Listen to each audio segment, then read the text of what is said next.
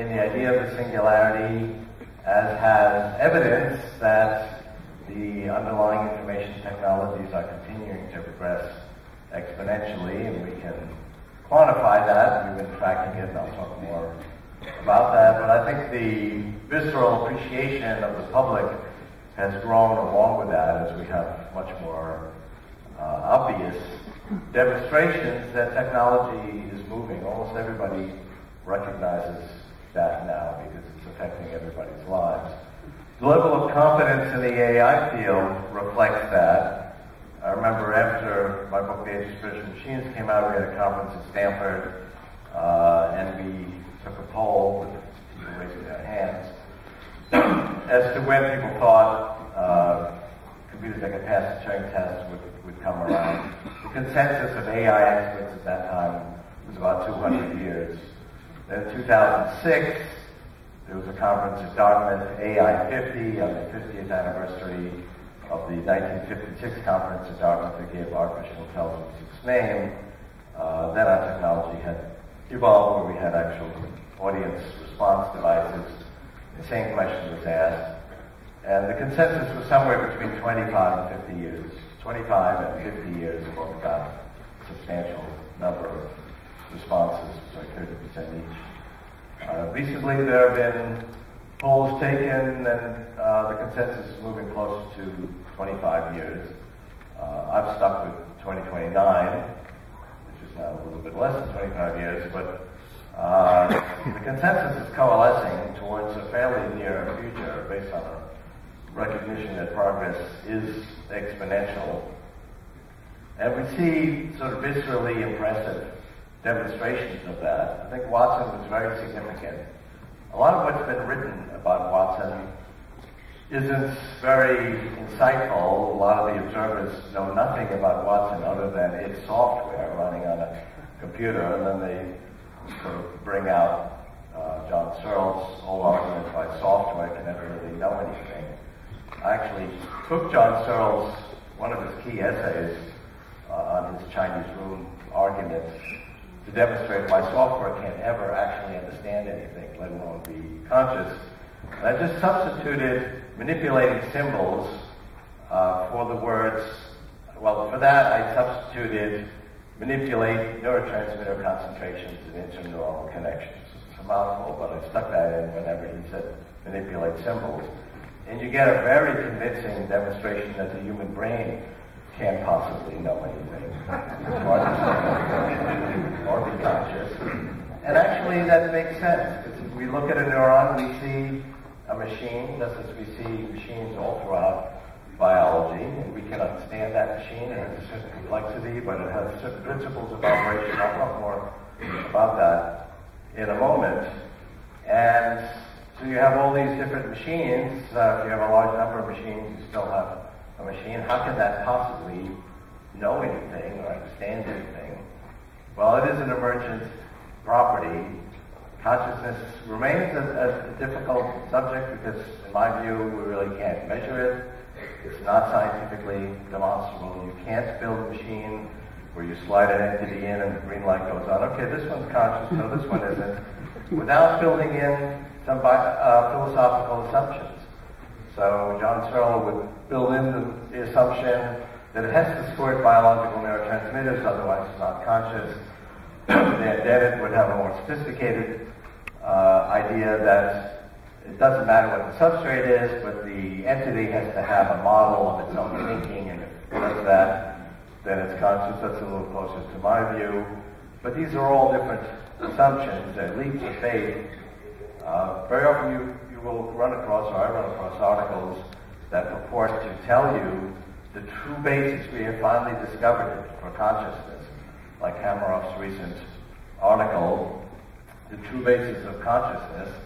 And it talks about cellular computing going on in the tubules of the brain. And it looks a lot like a scientific article, because it's filled with scientific observations and formulas about the tubules and how they're capable of doing cellular computing. And buried in the middle of that article is, we think this is the basis of consciousness. And I'm thinking, whoa, this is a real leap of faith. Not that there's anything wrong with that. I just think we should recognize leaps of faith for what they are. And I'm writing a book now, How the Mind Works and How to Build One, to talk about this issue. And I refer to a mind rather than a brain, because a mind is a brain that's conscious, so it brings in this philosophical issue. And my conclusion is that you got to have faith.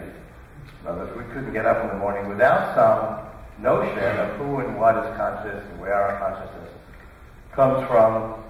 It's actually a very elusive subject, even the question of what I am conscious of. I mean, I came over this morning from a hotel. How much do I remember of that voyage over here? I remember that I made the voyage, at least I can logically deduce that I must have made it. But, I mean, what do I remember about it? Almost nothing. Does that mean I wasn't conscious? We do associate memory with consciousness. That's why we think we're not conscious during anesthesia, because we wake up and we don't remember anything, so we assume we weren't conscious. But that's actually not proof at all. I don't remember this trip over here, or very many details about it. Does that mean I wasn't conscious? It's actually a good question. I'm not sure of the answer. So there continue to be debates, which is something that we encourage at venues like this, Singularity Summit. In fact, think of good questions for me or the other speakers, particularly in terms of point and counterpoint.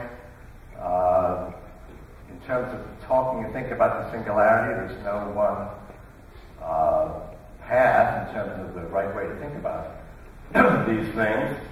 I think the underlying observation is the ongoing exponential growth of information technology, because where that will lead us, and whether it's a good thing or a bad thing, what the dangers are, that clearly are intertwined, promise, and peril, is open to debate, and I think the only way to get better insight is to have those debates. Last night at the reception, I was asked several times what I thought of Paul Allen's article, "The Singularity Isn't Near." So in the spirit of point counterpoint and good debate about these issues, I thought I would comment on that.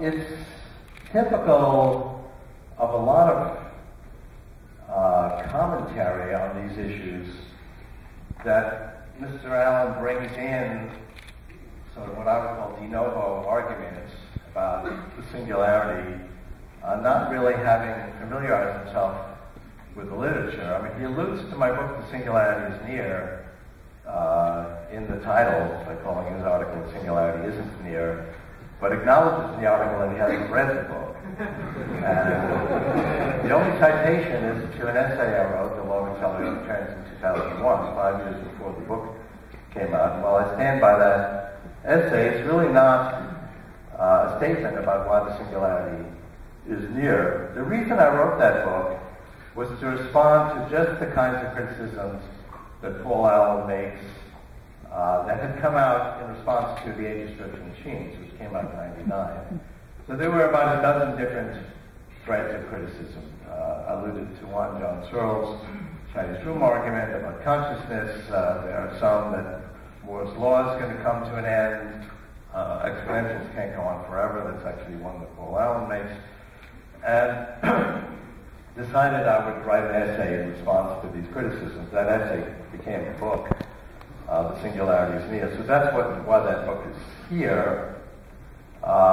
So it would be good if he actually had it's very clear he hasn't read the book, because he doesn't allude to any of these arguments in his essay, and then he says what he actually read was this essay, The Law of Accelerating Returns, which is not quite a Cliff Notes version of the book, since it was written 5 years earlier.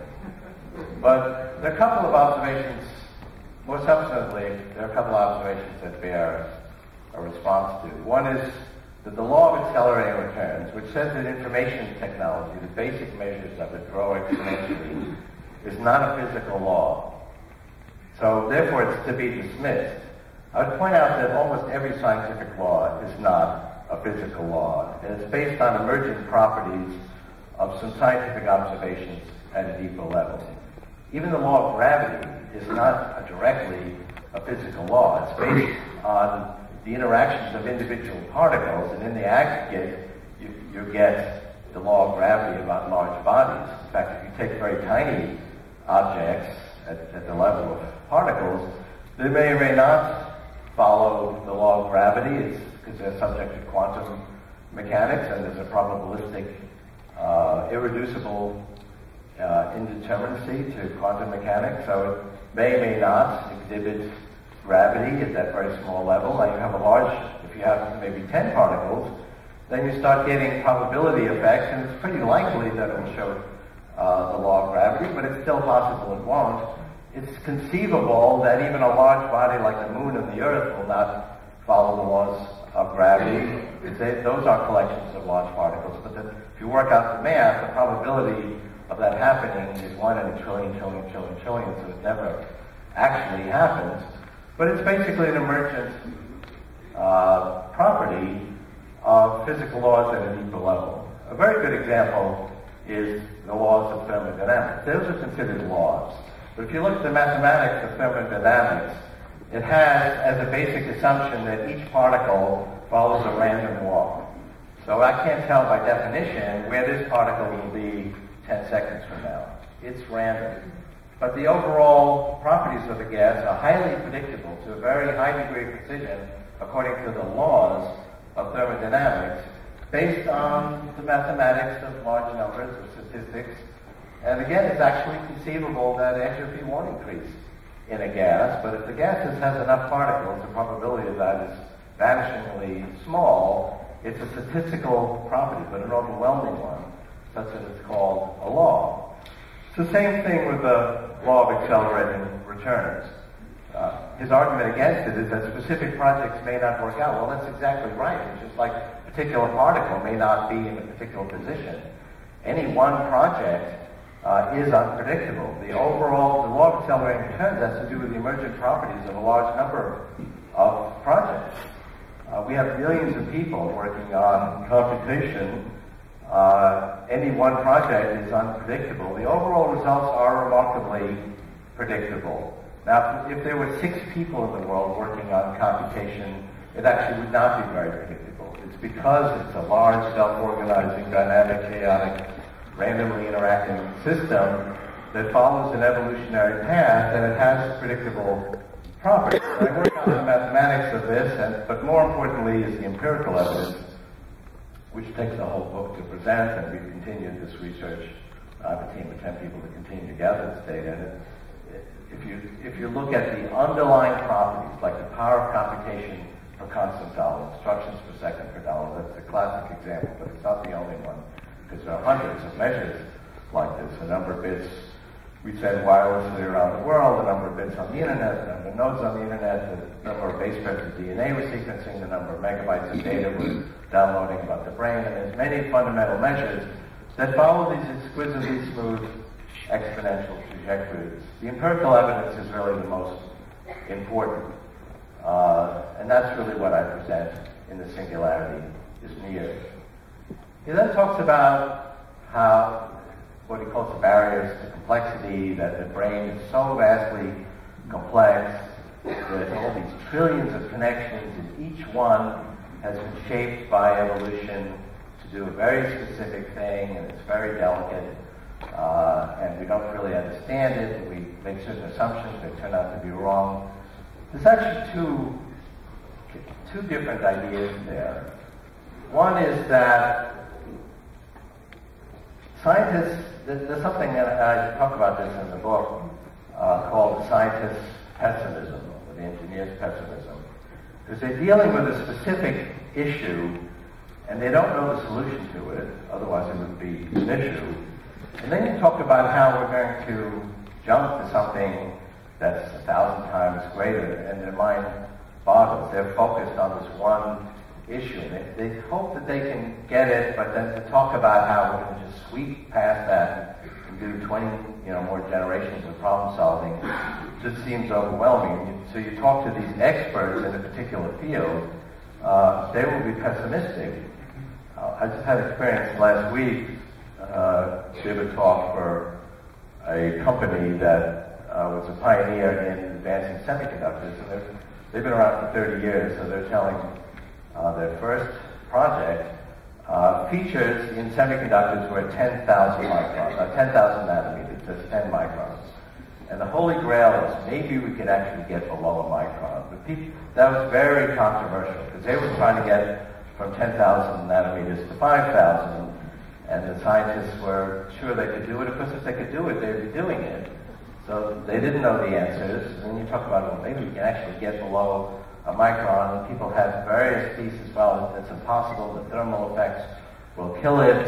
You'll get too many stray electrons if you have features that narrow below a micron. It will never happen. Well, today we are at 32 nanometers compared to 10,000 back then. 16 is on the drawing board. And again, we hear, well, there's thermal effects, and it's going to be probabilistic effects of stray electrons, and there is an inherent engineer's pessimism when it comes to looking at the broad scope of the trajectory of progress in these fields. It's actually something you need to study specifically. People who are actually trying to solve these individual problems aren't necessarily the best people to ask about the broad sweep of technological progress. You have to study that separately. We are always trying to progress exponentially, and we can measure that in information technology. We have certain capabilities and we have certain tools, and that enables us to take the next step. I mean, fundamentally, that's why technology progresses at an exponential pace. And we're seeing the same thing now in brain science. It's all progressing at an exponential pace. I'll talk more about that. And we are gaining the fundamental theories about how this overall system works, which brings up another key point, which is there aren't trillions of separately evolving mechanisms in the brain. This was another common misperception. I was going to have an on-stage debate, which I had with a gentleman, John Morgan, who wrote an article about why we could never reverse engineer the brain, because it would take trillions of lines of code to describe these 100 trillion connections in the brain, and each one is very precise, and he showed pictures of the complexity of the neocortex. He said, we'll never be able to understand this. So one of my responses is, where's this trillion lines of code? I mean, the design of the brain is in the genome. The genome has 4 billion rungs. It's about 800 billion bytes of information, but it's replete with redundancies. One sequence called ALU is repeated 300,000 times, and there's a lot of examples like that. So in singularities, we actually do the math and show that with lossless compression, you can compress the genome to about 50 million bytes. Half of that describes the brain, 25 million bytes. It's less than 1 million lines of code. That's not simple, but it's a level of complexity we can manage, and we have software systems that are much more complex than that already. And to the complaint that software is not scaling up exponentially with hardware, that's not the case. I have to show many measures of that, complexity of software, and also performance of software. There was a recent study done by the Scientific Advisory Board to President Obama that looked specifically at this question of hardware versus software progress, and decided over the last 10 years we've made a 1,000-fold increase in hardware progress per unit currency, and a 16,000-fold increase in the ability of software to solve certain standard engineering problems, for a total of 16 million to 1, because they're independent. So we are making progress in software, and we can see that in these sort of viscerally impressive demonstrations like Watson or the Google cars, which have driven 140,000 miles through the cities and towns of California without human drivers.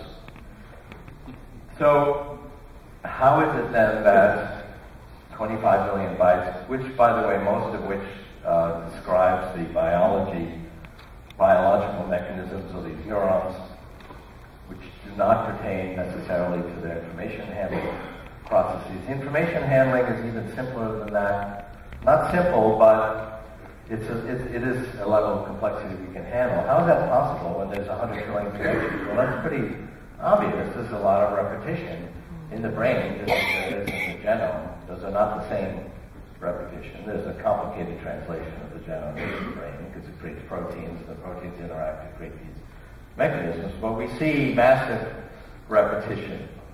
There is a module, for example, in the cerebral cortex. It's an important part of the brain. It's where we do our thinking. And it's repeated 1 billion times. And there's a little mechanism. So one of these mechanisms, or actually more than one, several, I have trained to recognize the crossbar and a capital A. So as I look around, and I don't see any capital A. So none of them are firing. At the moment, oh, there's one. Okay. So it happily fired. Ah, crossbar.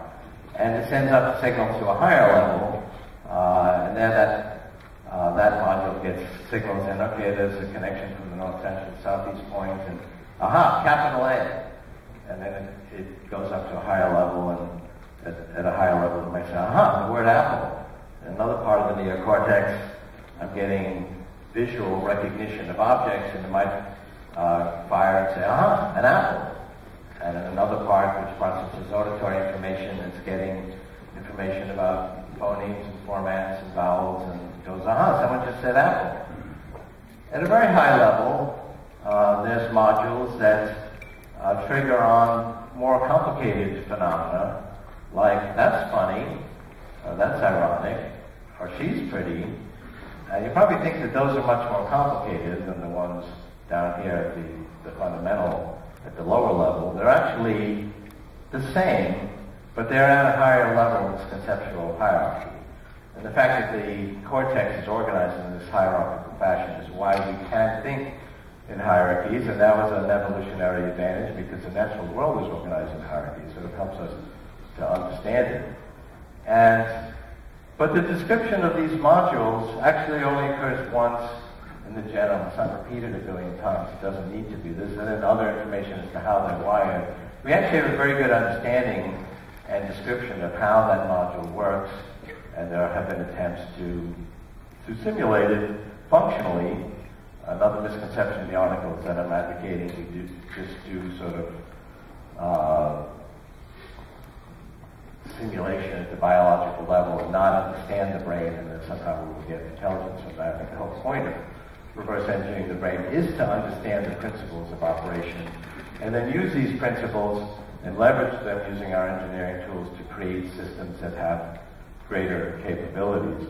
What we don't fully understand yet is the wiring, but we do actually understand the brain is very limited in its ability to wire them because it actually has physical wires, which are the axons of the neurons, and you have this whole layer of the neocortex, which is a mass of these connections between these different modules. So it's limited as to how these connections between the different conceptual layers can be wired. Clearly, if we simulate this in a computer, we wouldn't organize it that way. We would allow a much more flexible hierarchy to occur.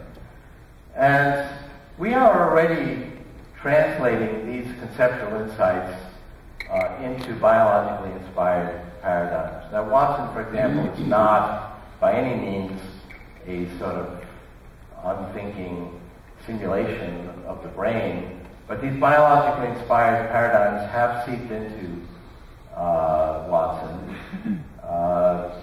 IBM's press releases about this have been processed too many times by the public relations department. There's not much insight into actually how Watson works. You can find the technical articles. People say, well, it's just probabilistic. It's just combining these different things. Statistically, different insights into language. It has to do with word sequences, and so there's no real understanding. That's actually not exactly how it works. There's a statistical back end where hundreds of different modules, which are organized completely differently, come in, and based on the statistical experience with those modules, are finally resolved to give an answer. That's very much how the brain works. Because at these higher conceptual levels, we have competing hypotheses. If there's ambiguity in language, and language is full of ambiguity, and that's why language is difficult, we have these different probabilistic mechanisms. Well, it could mean this, it could mean that, maybe this word is this, and we try out these different assumptions, and one seems more likely than the other, and we go with that. It's the same kind of probabilistic resolution of ambiguity that takes place in the brain. How these hundreds of modules work is actually quite varied. And so people write, well, it has no real understanding of language. That's not true. There's no way that Watson could answer these Jeopardy queries if it had no understanding of language. It is understanding some fairly subtle language, including puns, and similes, and metaphors. And it's not just the Jeopardy query that it's able to disambiguate it. It got its knowledge by reading natural language documents. The fact that it then knows that there's some queen in Norway in the 15th century with blonde hair was not hand-coded by the scientists. It got that by reading Wikipedia and other encyclopedias. That's the exciting thing about Watson. It got the knowledge the same way you and I would. And it brings up an interesting observation about language. One criticism of Watson is correct, which is it doesn't have a human level of command of language. Its level of command is below humans. If we were at human levels, we would be out to Turing test now. But it's able to take a level of understanding that is nonetheless cogent and apply it to a vast amount of material and remember that whole perfect recall. And so it's taking a natural strength of computers and then applying it with a human-like language ability, not yet at human levels, but it's a very powerful combination. So with a lower than human level of understanding, it was able to get a higher score than the two best Jeopardy players in the world put together because of this power. I mean, you and I could read Wikipedia. It's actually feasible. Take a long time. By the time we finished it, we wouldn't remember anything of the beginning of what we read, and let alone be able in 3 seconds to come up, with that particular queen in Norway. It's a very impressive combination. When computers really are at human levels, which I still maintain will be around 2029, it'll be able to read billions of pages and remember it all and command that. And of course, it's not, in my view, not an alien invasion of these intelligent machines to compete with us. We create these machines to extend our reach. Think about how much smarter we are right now with our tools. And this, here, as I've pointed out many times, it's 1 billion times more powerful per dollar than computer I used when I was a student. It does make me smarter. It's not just this phone. I mean, it connects to the whole cloud of computing. The cloud includes Google's ability to, look up, have access to all of human knowledge, really well organized, makes us smarter. There's no question that that's true. I've been managing work groups for 45 years, and I can have now a team of 3 or 4 people for a few months accomplish what used to take 100 people years to do. And interestingly, we don't factor that into our economic statistics. An hour of human labor is still an hour, despite the fact that we can now accomplish 100 times as much. Or $1 of computation or communication or biological technologies today counts as $1 of economic activities.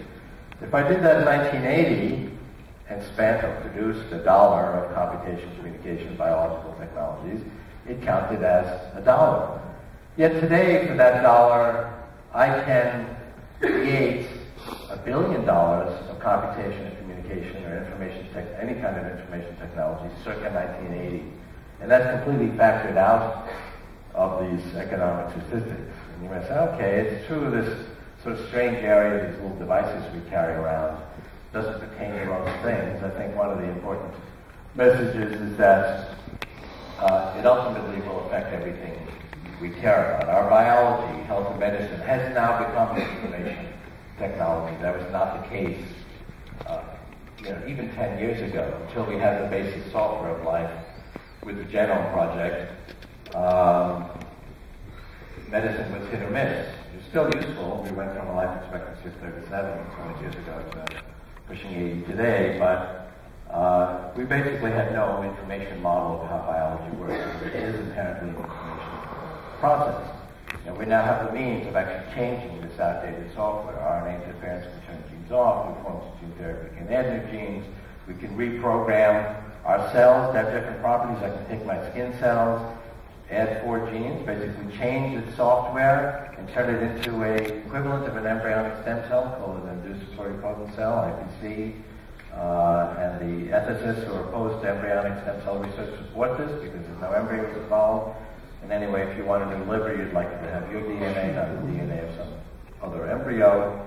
And there are projects to recreate or rejuvenate literally every organ in the body. People are doing this already.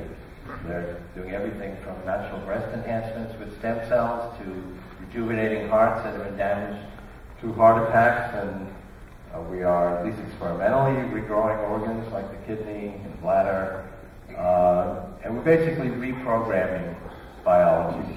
And how about physical things? So today, if I want to send you a music album, a movie, or a book, I can send you an email attachment. 5 years ago, I'd send you a FedEx package. I can also send you a violin as an email attachment. If you happen to have a three-dimensional printer, you can print out that violin. I'll show you that in a minute. And there's this emerging industry of three-dimensional printing, which uses a wide variety of materials, and the scale right now is in microns, very reminiscent to where semiconductors were a couple of decades ago, as I mentioned. But the scale is improving at a rate of 100 3D volume per decade. It will be nanotechnology